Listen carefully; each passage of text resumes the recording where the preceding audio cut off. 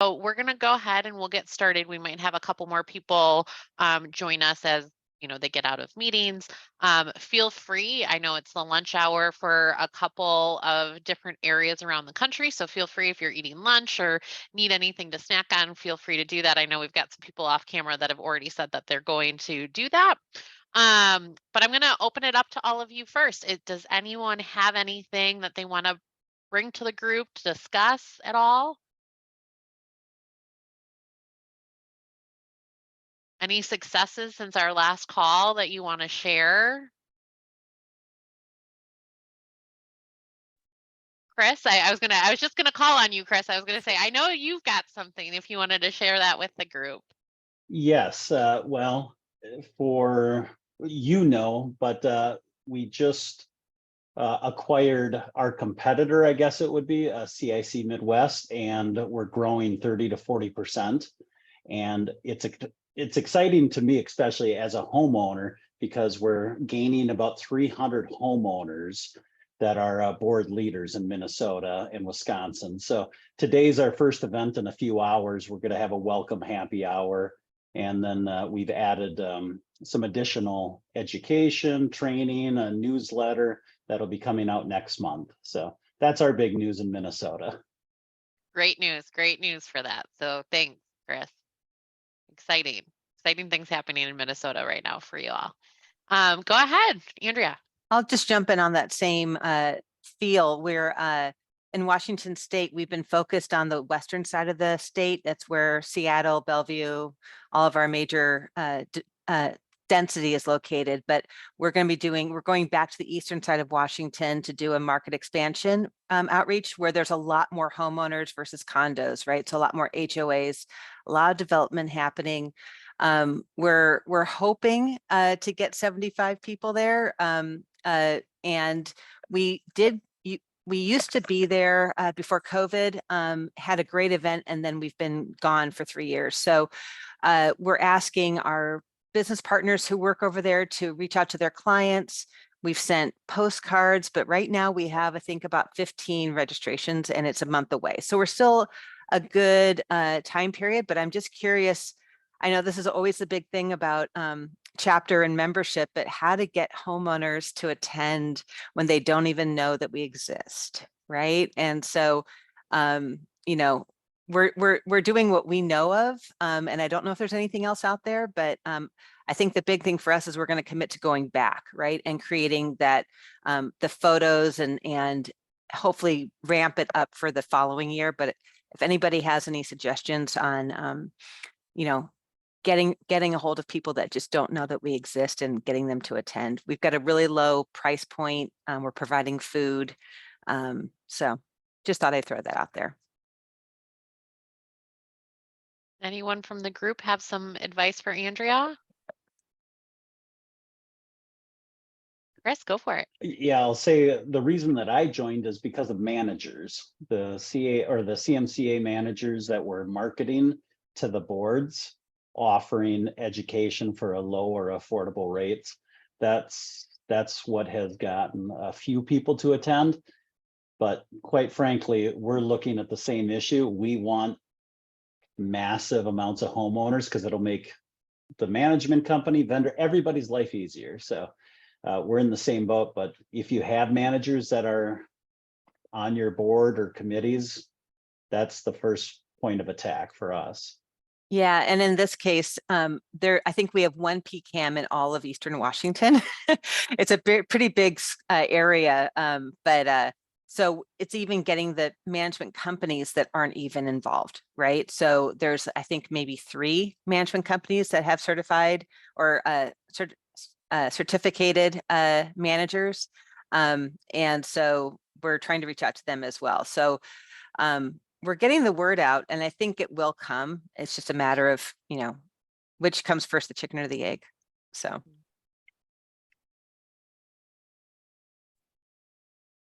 I'm eager to hear everybody's input on this. We're hoping to have in Panama City Beach a homeowner focused education day in November.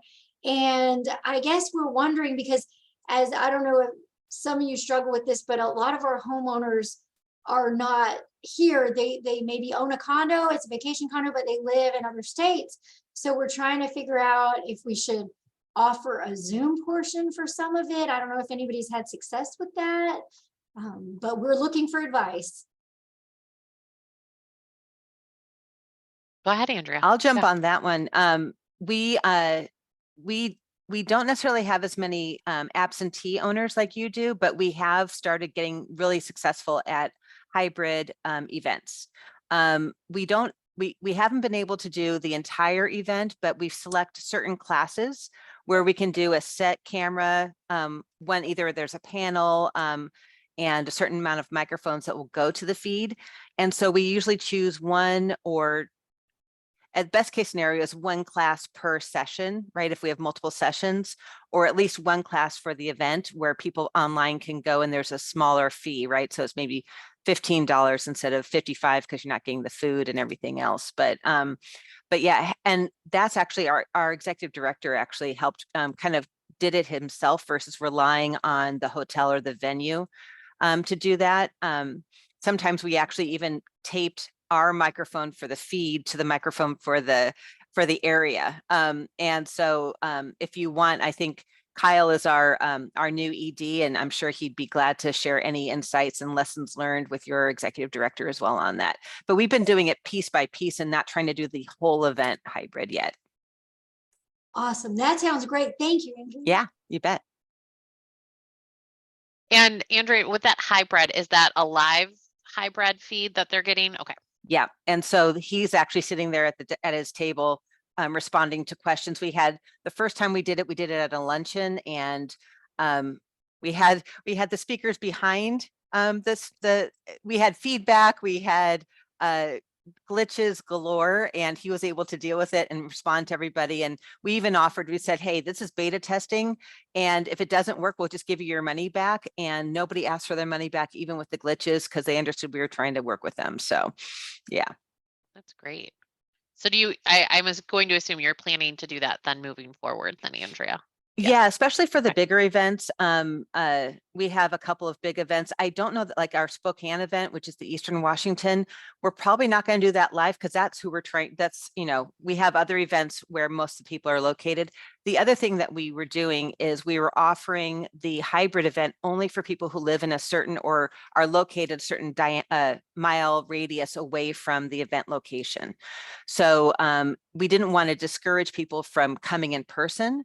So I think for us, it was like 50 miles or 75 miles. And so if it was going to be more than a couple of hours drive, then we're going to make the hybrid available because we still needed to cover the minimum food and attendance and everything else. And so, so we did put that restriction on there as well for people to do the hybrid.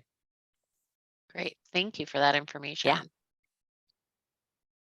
I know we've talked recently too. Is anyone else, and you can either show your hands or whether it's virtually or, in your video screen, is anyone else doing hybrid education events? I know we talked a little bit about this at conference as well. And again, around, is there a purpose for it and a need? Like Haley, there's a need because the people aren't always in the area, or Andrea, it's too far of a drive. Or maybe, again, it's just easier every other month to offer a virtual option versus in person. And again, I think just making sure that there's a purpose to it, whether it's in person, hybrid, or virtual. What's the purpose? Who's the audience you're trying to reach and what you're trying to do? So example, like with the homeowners, if they're employed outside of CAI, they're probably not going to take vacation time to come to a CAI event or leave work or, invest in traveling during the day versus could they do a virtual event over their lunch hour, or could they, do something in the evening from their home and not take away from their family time as well. So all of those little pieces to think about. Juanita, I think you came off mute. Do you want to mention something as well? Yeah, we are doing for our board members right now some training where we're doing not only in class training, but we're also doing virtual, because like you said, some of them work, they can't come, and the way that we had it structured for this year, it was in the past a fee for them to attend. And we have solicited sponsorship from our vendors so that these classes are free and they can attend one or they can attend all of them. And we've had a great response out of that. It started kind of slow, but it seems like the classes are kind of fluctuating in the amount of folks being involved. We previously were only getting like 3 to 5 people. And if I remember correctly, our highest attended class this go around was 26. Oh, that's great. And I mean, Yeah. we're small and stuff, but this is huge because education's not required here. Certification's not required in Tennessee. So getting these boards involved is huge. So Yeah, no, that's great. That's a great increase. So yeah. great job. All right. Anyone else want to throw anything else out to the group? Okay, while you're thinking, how many of you have thought about or plan on doing a mid-year review with your executive directors? Okay, I see a couple of yeses. All right.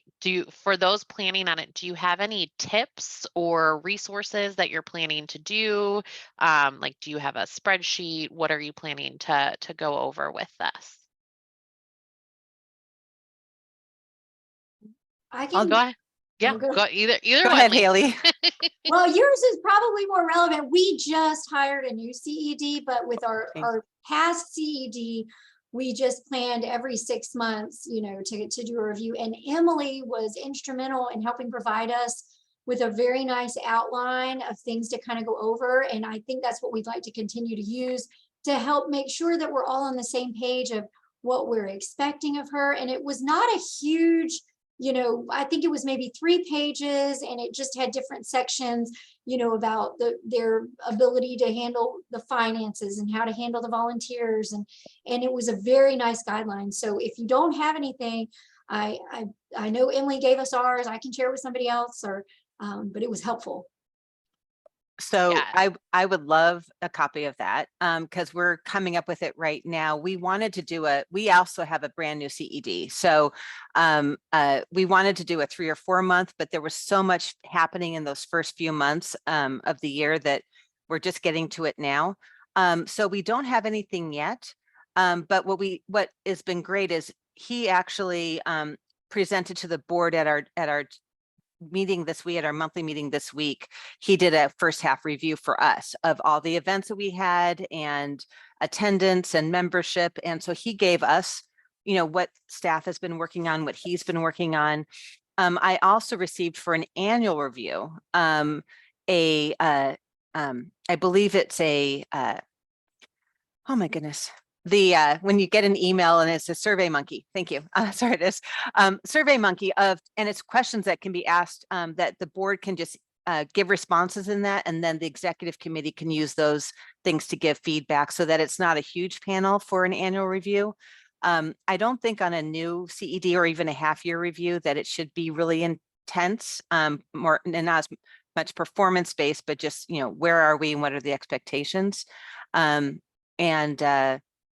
Yeah, I think it's important to get that feedback. Our old CED, who had been with us for over 20 years, as far as the most recent history, did not get an annual review, let alone a mid-year review. So I'm guessing those don't usually happen on a regular basis unless the board makes sure that they happen.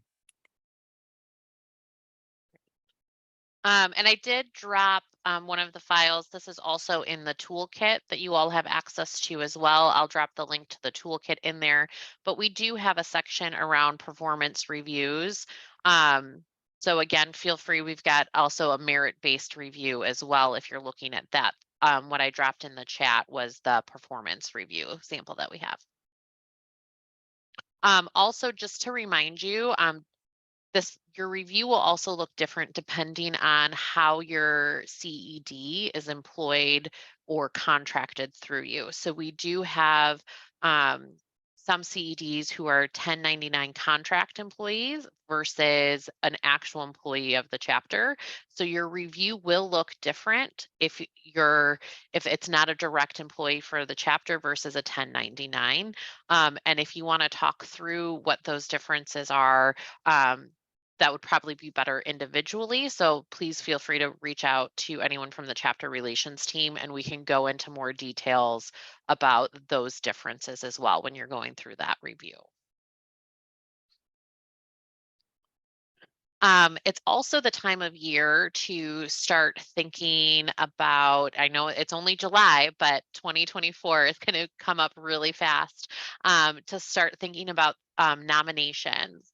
And making sure that everything's in place, that you know the rules. So especially for the president-elects who are on the call, just making sure you know what that process is, that you're meeting your bylaws and working those dates, because some of your chapter bylaws do have very specific timelines and pieces up for your nominations coming up, and making sure that any of the nominations doesn't disrupt the composition of the board, that you don't have too many business partners or managers in there, or if you're missing a homeowner leader, to start having those conversations and potentially recruiting those. So have any of the chapters started having those discussions with your nomination committee or your board members? Or any of the presidents who have been involved in that process? Do you have any tips for the president-elects who might be going through this the first time? It's never too early to start. We had a really big hiccup last year because we had a change of CEDs, and we can blame it on that, but we just completely dropped the ball. And by the time we read our bylaws, we were scrambling to try and get in the nominations and follow the guidelines. I mean, basically, the process starts more than 75 days out, you know, where you have to do the call for, and we do allow self-nominations for the board in our chapter. So, you know, we had to give them time to respond to that. And we were pushing it. We ended up barely making it before our annual meeting, which is not held till January. So we were literally calling people a week before to say, yes, you're on the board. Can you be there? We're going to swear you in a week. So it's never too early to start. Great advice, Haley. Great advice. And along those lines too, not just about the board, but also thinking about the committee chairs. So now is also a great time to start thinking about who the committee chair for next year is going to be. And if you know who those people are, to really start shadowing your current chairs. So I know some of our chapters already have guidelines in place of, you know, here's a co-chair and they're going to take over, but who's that next person going to be as well? Does anyone have any pieces of advice or what you guys do within your own committees to make sure that that transition from chair over chair works smoothly? Go ahead, Andrea. Yeah, so we're working on this right now. We instigated a committee term out. We required committee members to term out of their committees after, I think, 6 years, 2 3-year terms. And this went into effect right during COVID in 2020. We had some exemptions where people could stay an extra year and that sort of thing, but we lost a lot of historical knowledge. So for us, we do have vice chairs or vice chairs that will be the chair the next year. So those are already established.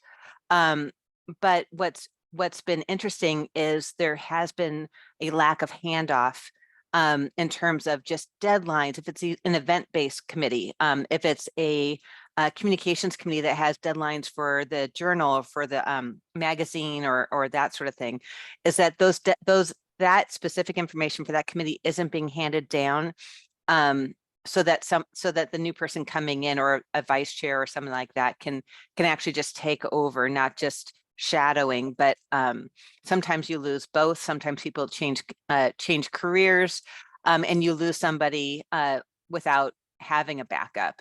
So we're working on a digital. We used to have notebooks and then those went away and now we don't have the digital. So we're working on digital committee books that kind of outline deadlines and kind of establishing responsibilities for each committee member or the officers of the committees. That's great. Andrea, once that's finished and you've Yeah. got that all done, please share so that we can get that sample out and post it in the Sure. toolkit as a great example. That's awesome. Thank you. Goal is by the end of the year. The good goal. All right, great. The other thing too that I'm seeing a lot of chapters starting to prepare for is their strategic planning sessions for the future year, which also usually feeds into the budgeting process and everything. Do you all have strategic planning on your calendars? And do you plan on including your committee chairs in those meetings? Or is it just the board that does the strategic planning? This is Jennifer here in Yes. Atlanta. I have a little cold. That's why I'm not on camera. Well, thanks for joining still. So we actually have we've already had, we have two. Technically we have three per year, but like we had one last month, but that was more of a, kind of policy and procedures overview stuff. But we do have one coming up next week. That's where we pre-plan our calendar for the year. Go over different budget things, and it's an all-day event, so it's like from 10 to 4, and then we have like a little board, we'll get together afterwards, which is always nice. So we will be done planning very shortly for next year. Another thing we did just to touch on the committees is same as Andrea. We have chairs, and then we have co-chairs. So it's always a really easy transition because the chair serves for their year, and then the co-chair follows them, and then what have you. But one thing we do that's really important, we saw a really big difference this year, is that towards the end of the year, like in November, we have an all meeting. So it's all your committee heads and your board and all the liaisons, and they come in and we do like a little education course, which is basically how to be a chair, how to follow the policies and procedures, what your charter is for that chair. I have people on, the membership committee wanting to plan a pickleball tournament. It's like, no, that's not your charter. That's not what your committee needs to do. So we really kind of re-emphasize that. And then we talk to them about attendance and, minutes, and that they have to elect a secretary, and basically all the rules that we want to implement in committees. And we found that having that meeting with them coming in, we give them, get the catered lunch or what have you. And really kind of giving them a training class has been super helpful. I taught it for my chapter last year, and I think I must have done good because we have not had anyone not turn in attendance or, not turn in their minutes. So I think it's just really helpful. It really gives them a good guide. We have not started the aging out of if you're on the committee, you can be like a regular committee member for pretty much as long as you want. However, to open up space, we have, like, if you're with you, we can't have more than one person from the same company on the committee. So it's really kind of opened it up to those people that have been on the committee for 15 years. They're like, I want so-and-so to join. It's like, okay, well, you need to drop off. And so that's actually helped because then they will drop off, allowing their coworker to join. So those are just kind of some of the things we've been doing as far as planning and committees. But after next week, we will have everything done for 2024. We're very blessed with just a killer CED who's beyond organized. And then in November, that's when we get together again, and that's when we meet with all the committees. And then I believe the first week of the year or the first month of the year, we have one final meeting with the committees. And then me as a president, I can't go to all the committee meetings. Obviously, I don't want to. So every now and then I will pop into one, or especially if they have a virtual one, which there's only probably one committee that does that, I'll jump on and just check in with them. So hopefully that is a little helpful. That's great. Thank you, Jennifer. Anyone else want to share around your strategic planning or planning for 2024? All right. The only other thing that, well, I've got two more things. One is around a reminder that the MRGs for the national CAI, or the international, I should say, CAI, the deadline for that is July 18th. So if you are promoting that, if you know anybody who's interested in doing an application for any of our groups, we've got the homeowner group, we've got our managers group, and our business partners group. So if anyone is interested in serving in those, again, that is July 18th. And thank you, Crystal, for putting that in there. It's our membership representation groups, is what MRGs stand for. Thank you. And then the other thing too is coming up in September. So just to get you guys thinking, is our official 50th anniversary. So September 20th is the actual 50th date for CAI. And so we are planning a lot to do through social media. We've been communicating a lot with your chapter CEDs around what our chapter's doing, if anyone is hosting anything that day. Please send us pictures. Make sure if you're posting in social media, you're tagging for that. But I know sometimes it's good to organize and do some of those pre-pictures, pre-videos, pre-things to get the excitement going around that.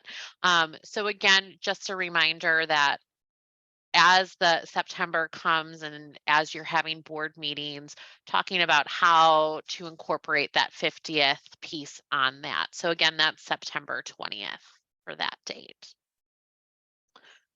All right, anything else from the group? All right. Well, with that, then we'll go ahead, we'll end today. Thank you everyone for joining us. Thank you for participating. We're really excited that we had this size group for this. Again, we'll meet again next month. So if you run into any challenges, as a reminder, there's also that exchange group. You should be receiving a weekly email through that exchange. It either comes from Emily or Karen. So just make sure if you're not getting those, please let us know, because we do include a lot of updates and information to you weekly. So it is really important to look for that. And again, this is a group for just you in our exchange. So if you do run into something between our calls, please feel free to put a post in there, and please respond to those posts as well. It's very easy. You just respond and it will feed that out to the whole group with that. And there is a link as well in the chat with that link that goes right to our exchange for you. So thank you, everyone. I hope you're having a great July and continue to have a great July, and we'll see you all in August.